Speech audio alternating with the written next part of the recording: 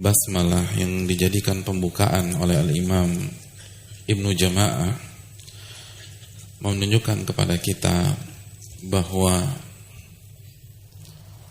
prinsip para ulama kita di dunia ilmu adalah tawakal kepada Allah, meminta pertolongan kepada Allah, dan mengembalikan segala urusan hanya kepada Allah Subhanahu wa ta'ala. Dan ini atmosfer dunia ilmu, hadirin.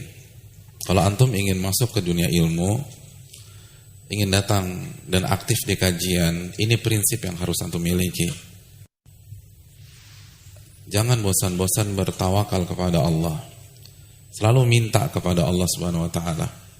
Dan ini terlihat dari berbagai macam tindak tanduk para ulama. Terlihat dari sikap-sikap mereka.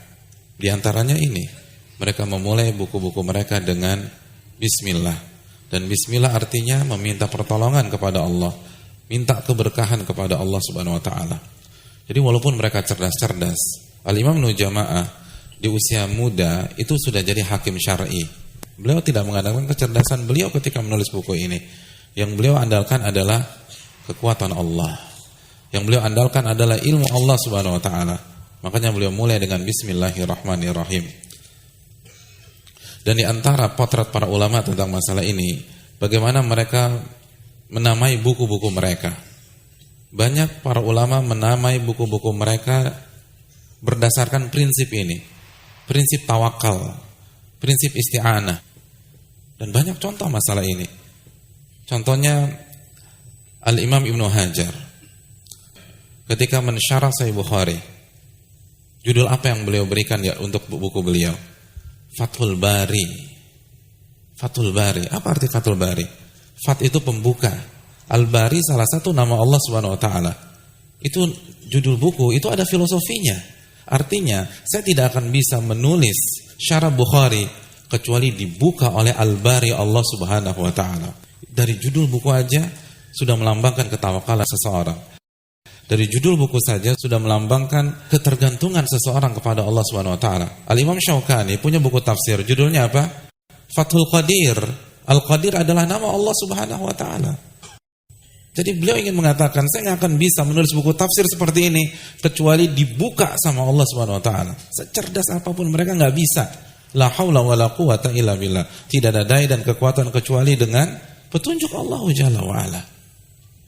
Di antara mereka ada yang istikharah sebelum mencantumkan hadis, sebagaimana yang dilakukan oleh Imam Al-Bukhari.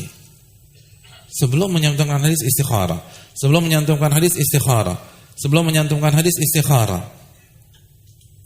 Jadi antum bayangkan, untuk satu buku saja ribuan kali beliau istikharah. Dia mau ngapain sih? Mau ke Singapura? Enggak, nyantumkan hadis, jelas-jelas syar'i, jelas-jelas sebuah ibadah. Tapi khawatir, kalau saya mengandalkan kecerdasan saya, jangan-jangan salah menyantumkan. Babnya sama hadisnya nggak nyambung. Atau mungkin hadisnya bermasalah. Hadisnya beliau pikir sahih jadi lemah. Al-Imam Bukhari, hadirin yang dirahmati oleh Allah. Ulama yang cerdasnya begitu luar biasa. Alimnya begitu luar biasa. Kemampuan hafalannya begitu luar biasa. Tapi begitu mencantumkan hadis, istikharah. Istikharah. Istikharah. Istikharah. Istikharah artinya meminta pandangan dan tuntunan dari Allah Subhanahu wa taala. Istikharah artinya meminta advice dari Allah Jalla wa ala. Itu orang cerdas. Yang cerdasnya ribuan kali daripada kita. Istikharah setiap menyantumkan hadis. Ribuan kali istikharah hanya untuk satu buku. Antum, saya dalam hidup ini berapa kali istikharah? Coba. Paling sekali. Pas mau merit, mau kawin, iya. Dan gitu kawinnya cuma sekali.